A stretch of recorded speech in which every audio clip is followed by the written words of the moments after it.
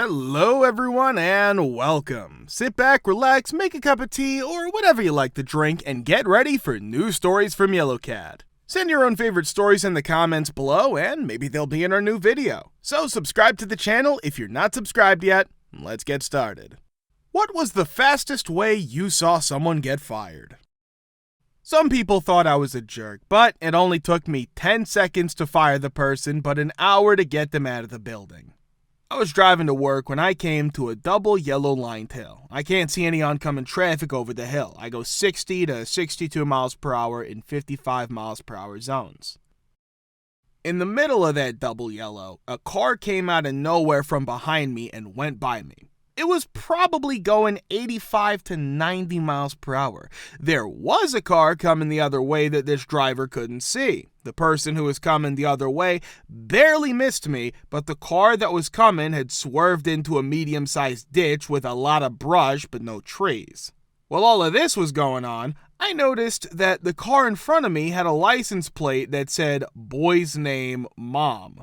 I swung my car around to make sure the driver was okay. It was an elderly lady who was okay but shook up. Her newish car was totaled out. Since I had the driver's plate, I called 911 and reported the person and gave them the victim's number, who they called immediately.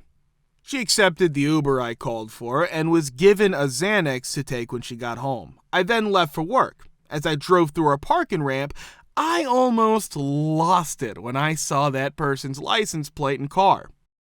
That day, I had been CEO of this company for 9 years out of the 20 years I had worked there. People who work for us can park for free in a public ramp. All they have to do is give us their license plate number. I told our VP of HR about it right away. I found out it was her first day and they had just put her in touch with her new boss a few minutes before. I told HR, F that, because I don't want anyone working for us who wasn't concerned about other people's safety. I told them to fire her right away. Our state gives people the right to hire and fire people. We had the right to tell her why.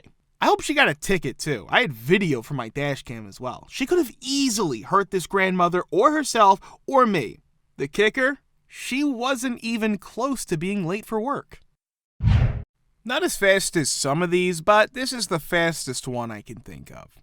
I think it was his third day, but I'm not sure because it was around 20 years ago at a different job. I wasn't there to see it happen, but the sales manager and I were friends at the time, so he told me what happened almost right away. About 40 people worked at this small business, including IT, management, HR, marketing, admin, a few local sales reps, and so on. Another 80 to 100 sales reps worked from home across the country. When a new person was hired for an office job, the CEO would take them and the head of their department to lunch on the first Friday as a way to say hello and get to know each other. At that time, he was in his mid-40s. He gets hired for a local sales job and starts in the middle of the week. The sales manager, the new guy, and the CEO all go out to lunch on Friday. For drinks, both the sales manager and the CEO asked the server to bring them around. The new guy, who placed the last order, said, "Yeah, I don't want any food. Just get me the biggest, coldest beer you have." CEO asks, "Don't you think it's a little early to start celebrating the weekend?" Seems the new guy didn't know it was the CEO and thought it was just another worker. He replied, "I'm on my lunch break. What's it matter to you?" Lunch was ended there. Guy had to come back to the office and clear out what little personal remains he had on his desk. The quickest? The new girl left to go to the bathroom less than an hour into her first shift or training period and never came back. She said she didn't think working was her thing when we called to follow up and find out if she was coming back. She was 30 years old. What's the most fun quick turnaround? See, a new girl started working at my old job, which was a mix of a store and a salon. On the first day, which was a Tuesday and only a 4-hour shift, I trained her. She was nice, but I got a really weird vibe from her. She kept saying how much she missed her old job, which she had been fired from, but she would settle for this one. She also said it would be strange to have me as her manager since I was 25 years old at the time. At that point, we were really short-staffed and needed the help, so I brushed it off and hoped for the best. C's second shift is on Saturday, 4 days after her first one, but she doesn't show up. She texts me that she's in the hospital having surgery a few hours into her shift. Because I think it was an emergency, I tell her to take the time she needs to get better and that she needs to call me out before every shift from now on. I forgot to tell you, she says, but I've been in the hospital since Thursday. Why not lie now? I wouldn't have known any different. The next day, C was not scheduled to work. I had tentatively marked her out for the next few days and told her this by text message and email. In spite of this, she comes in wearing ripped sweatpants and a shirt that looks like it has blood on it. She is high on painkillers. She tried to clock in on the floor, which is not allowed, but she didn't look at me first. I quickly pull her to the back and ask what's going on. I tell her again that I want her to rest at home and that she doesn't have to be at work and isn't scheduled to be there. Then C says she wants to work and starts crying because she needs the money. I tell her I understand and give her a hug, but she's not ready to work right now. She leaves with a promise to come back and work a shift the following week. When the third shift starts, she shows up and everything is fine. She leaves the store 3 hours into her shift and doesn't come back. Now she's done with us. Leaving in the middle of a shift is a big no-no, as First Gal showed. I called C again, and here's what we talked about. Me. Hi, C. Oh, I see you had lunch at 12, and it's now 1:45. You going back to the store? C. Oh, no, but I'm so glad I got my old job back. My name. Aren't you thrilled for me? I'm sure you're thrilled. She said this in the honest, non-sarcastic way possible. I was dumbfounded. In fact, see, I'm not happy because you just left us without saying anything. Just to be clear, we're taking this as your resignation since you quit. C.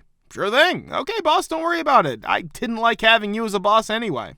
We followed normal exit procedures, and I thought that was the end of it. The whole thing was weird. Nope. After less than 2 months, C comes into our store with a job application. Wants to talk to a manager. Me, of course. I go up to her and tell her that after what happened last time, we can't hire her again. Guess what she does? Tries to lie to me and says she's not the same person, but then she F's up and calls me by name. Then tries to say that she's C's twin and that she recommended her. Oh my God, this is crazy. I tell her we're not hiring anymore and tell her to leave the store. She walks out the door, comes back in, gets down on her knees, and begs me to hire her because she was fired from her last job. We finally had to call the police to help get her out. I quit after a few months, which was the best thing I ever did. Why do your neighbors and or your HOA have such a bad reputation? We rented a house that was on a cul-de-sac for about 2 years. The woman who lived next door and pretty much lived in the cul-de-sac was sure she owned the road, especially the part in front of her house. My kids were playing out in our driveway one day, so I parked my truck in the street on our property line. About a quarter of the back end of my truck was across the line that doesn't seem to exist, but seems to show who owns the street. The next morning, I drove another car to work and left my wife with our baby while our other 2 kids went to school. My wife calls me in the middle of the day to say that she had been bathing our baby and heard someone banging on our front door. At first, she didn't pay attention, but then she heard yelling and more banging, so she wrapped our baby in a towel and went to the door, where she saw the woman next door. When she opened the door, the woman apparently yelled at her and told her to move the truck in front of her house. The woman threw a fit when my wife told her she was busy with the baby but would move it as soon as she could. That's when my wife slammed and locked the door. The woman screamed as she walked out into the street and kicked my truck. After a few days, the HOA and landlord sent us a letter telling us to stop parking in front of their house or we could get fined or even be lost our apartment. I sent a letter back to the HOA and copied the landlord on it. In it, I explained that we had only parked in the public road for 12 hours, most of which were at night, and that only a quarter of our car was across what she saw as the property line of the street. But even though I can park my car however I want on a public road and neither you, landlord or HOA, nor the neighbor have any legal option under Alabama's Civil Code or the HOA bylaws, I will stop parking my car in a way that bothers my neighbor in order to keep the peace. To satisfy my curiosity, I looked into Alabama state code some more and found that Alabama has a pretty loose definition of assault, which includes actions that make someone think they will be physically hurt. Harassment is also defined in a pretty loose way. This is to let you know that my neighbor's crazy and unfair behavior toward my spouse, who was holding our baby during the parking dispute the day in question, made my spouse nervous and afraid that the argument might get physical. In order to be a good neighbor and member of our community, I'd like you, the HOA, to mediate this dispute between our neighbor and us. We agree not to park in front of our house in the future, but because of her crazy and off-kilter behavior, we don't want to talk to her again. In the event that this happens again, we will have the city police handle the situation and will file as many charges as the law allows. I care as much about the safety of my family as she does about the road in front of her house. We didn't hear or see that woman again, except for funny peeks through the blinds. I am fortunate enough that I am no longer neighbors with these individuals. However, I did have a neighbor who claimed to be the best handyman, and he was actually a man who worked in a variety of professions. Tree trimming is included in this. One day, completely out of the blue, he fell down several large trees in his yard that were over 40 feet into the air. The fact that one of his trees came dangerously close to crushing a portion of his house did not prevent him from felling another, larger tree that was located close to the boundary of his property. The tree that fell into our yard pulled the power lines away from our house, which resulted in a significant hole being ripped in our siding and a couple of windows being shattered. Took months for him to finally come forward and admit fault and pay for the damages, police and lawyers involved, but the dude had an effing grudge. Since then, he's always been rude to us, thrown his garbage into our yard, driven his obnoxious hillbilly truck into the late hours of the night when we're trying to sleep, and performed a variety of other obnoxious and aggressive, but not illegal acts in order to exact revenge on us for something that he did, mind you. At long last, my father announced that he would file a lawsuit against him for disturbing the peace and harassing his family. Last but not least, after enduring his vexatious outburst for a considerable amount of time, he finally decided to sell his home and relocate. Currently, there is a wonderful family that resides there, along with a couple of nice children.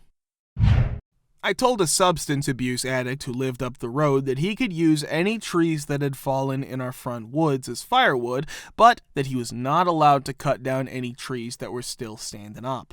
On a particular day, I came out to find him and a friend in the process of cutting down a live cherry tree that was located close to the road and other power lines. Ordered him to leave the property immediately. Completed the process of cutting down the tree on our own and left it in place. It's been 2 days since the tree was cut down, and snowmobile tracks can be seen leading directly from the location where it was to this guy's house. Infuriated that we will not relocate our livestock from a field behind his house, the other neighbor is upset. When he was younger, we had previously allowed him to use approximately half an acre of the field that was immediately adjacent to his house as part of his lawn. If we did not relocate our livestock, he threatened to take legal action against us. However, he's unable to do so because we live in a state as a right-to-farm state and the area is zoned agricultural. The two of us came to the conclusion that we ought to probably construct a fence between his side yard and our field. We consult with a survey company, and they informed us that they could only provide us with a guess that was within 5 feet of the boundary without surveying our entire 120-acre parcel. To ensure that there was sufficient space, we installed the fence within 5 feet of the surveyor's estimate. The fence was torn down by the neighbor. It is reinstalled, and trail cameras are set up. The following day, he makes a threat to call the police because it's 2 inches beyond the boundary of his property. He doesn't have a survey, says there's no way we talked to a survey company and that we're lying. Cop says it's a civil matter and that no one touches it unless a judge says so. Fast forward several months, a neighbor employs the same surveying company in order to locate corners. The end result is that we end up losing 12 additional feet that we had no idea we even owned. We extended the fence to a greater distance. In addition to that, he's been a jerk in a great number of other ways. I simply do not have the time to describe all of them.